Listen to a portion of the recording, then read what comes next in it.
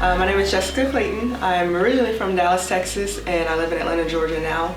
And I do American Ninja Warrior, do a lot of rock climbing, a lot of ninja obstacle training. I'm also in the National Guard, so I do like PT test training and stuff.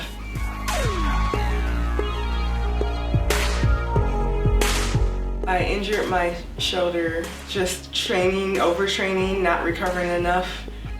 We do so much, especially when we're getting ready for a competition. Normal recovery time for anybody just kind of working out, it's a little bit better. You have more rest between sessions, training sessions.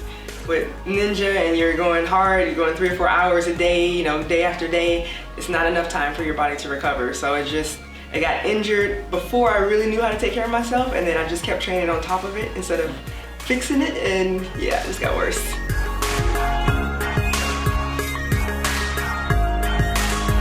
I had a client that does this, and I forget what state it's in, but he was telling me a little bit about it. I'm like, oh, okay, that sounds pretty cool. I'll have to look into that. And then Mike, one of my training partners, was telling me there's this place and they're gonna, let us come and try it. I'm like, oh yeah, I've heard about this. Let's go try it.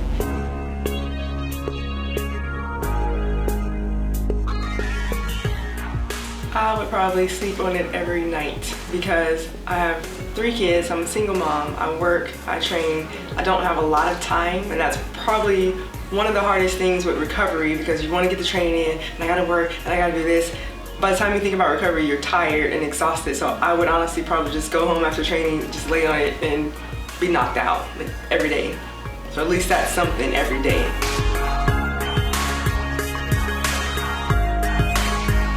I'll say at least try it. It doesn't hurt anything. There's no residual, anything crazy, any side effects like with medication. At least try it for a good month and then go from there.